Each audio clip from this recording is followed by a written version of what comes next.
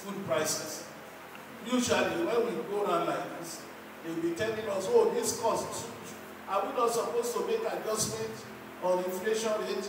And I always advise that you know how things are implemented in the ministry. They even give allowance in case there's need for some adjustment when you are raising money for the implementation. And I also say it recently, we have never had such inflation like this in Nigeria. So the issue, if we can base our costs on the present rate, what we even expect is that it will come down. That means we are safe, at least in terms of the costing of activities. So the issue of making adjustment now does not even arise. Then, multi-sectoral nutrition program. These are programs implemented by more than one government sector. Complex, multifactorial, and interlinked determinant of nutritional status and well-being make multi-sectoral nutrition to be widely promoted. Multi-sectoral nutrition program. The factors that contribute to malnutrition, there are so many. Not just one thing. And that is why different sectors have to come together. Because some of us, they call you to nutrition meeting. You keep on asking yourself, what am I here to do? You know? Yes, you attend SCFA meeting, but it's like they are telling stories. You just wonder, why am I here? A friend now asks you, where did you go? Is that meeting? They always call us for now. I just went there. But part of the achievement at the end of this workshop is that you will know that your sector is so integral and so central to accomplishing nutrition security in Ogun State. You will not have any doubt again because you can see your sector in the plan. That is one of the achievements that we report as most effective way to address the direct and indirect determinant of malnutrition and to improve nutrition is through multi-sectorial program. Different sectors coming together to add their issue of governance. It's also very important. Political will for nutrition. Because nutrition is such that when you invest in addressing nutrition issues, you don't see the result immediately. And because of that, we tend to have that problem of political will. Because politicians are also at a crossroad. They want something, they put money like this, and they see results immediately. So that they will use that to go and campaign. But nutrition is what? A long-term investment. So when we understand this, it will also help us. That is why even in the design of programs and activities, we must be intentional about what we do.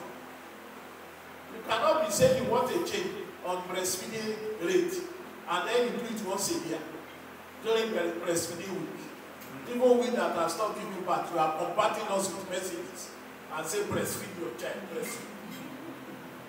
When we are intentional about it, there is something that we plan in our multi-sectorial plan that we do regularly. If we want a change, we must be intentional. So we must think multi-sectorial and outward sectorial. Yeah, because if you look at the system, budget is not sectorial. The appropriation is sectorial. The release of money is what? Is sectorial. But we know to solve nutrition issue is multi-sectorial. That means the different sectors must come together. So we must think in a multi-sectorial way, though we are going to act from our own sector point.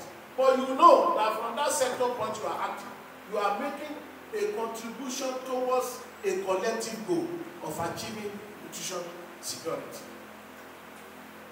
So the multi-sectorial approach is to scale up high impact and cost-effective nutrition intervention.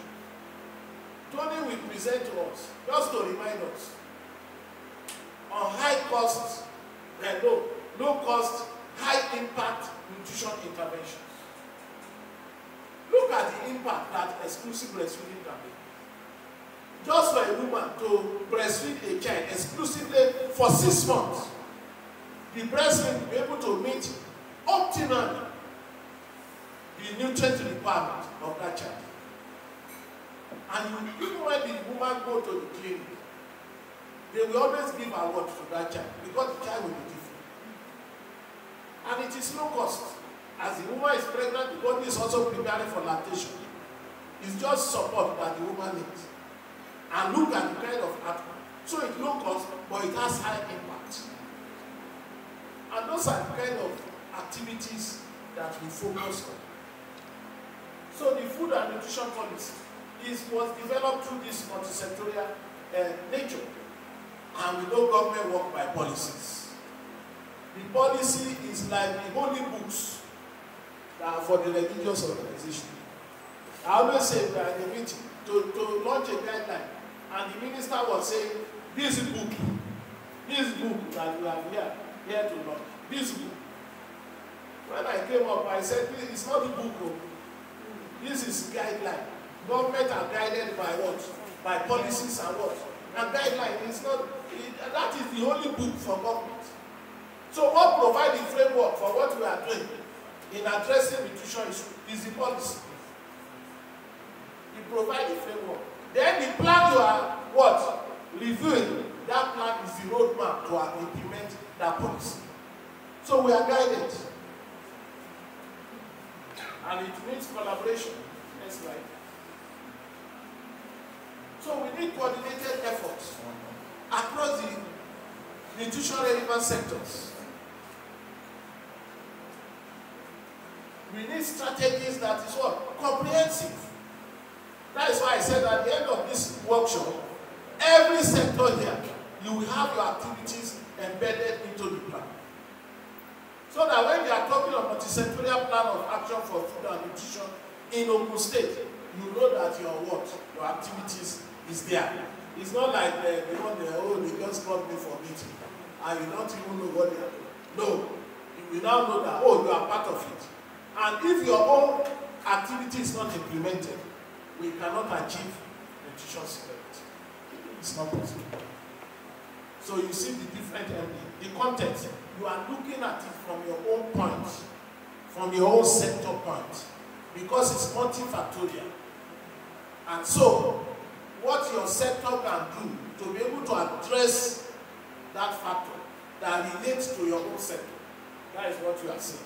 And you see the different sector, and you see the ultimate goal of reducing disease, the issue of death, and what? And power. Yes. So why do we need to conduct a nutrition situation analysis? A situation analysis actually guides the identification of priorities for nutrition intervention. In economics, they say one want is insatiable. But because the resources are limited, then we have to scale. We have to prioritize. And that is why you see that men at times they complain that when they are talking of vulnerable group, they don't talk of men. That they are focusing on women and children, you know. But in the world we have, men are the one on top. We also look at priority giving during meal time. If there is only 1 meat in the pot, they will give it to Oga, and he will come across his leg and chop the thing, not knowing that it's the woman and the child that need that meat more than him. Some will even say, this is my time. When your own time comes, wait for your time. Then you can, wait for your not time. knowing that if that child brain is not well developed, He cannot. he will not be educative enough. Even when you go to learn work, vocational job, you will not be able to perform. To be productive enough, to put that food on the table, that you need that child to be able to, at an adult age, to buy meat.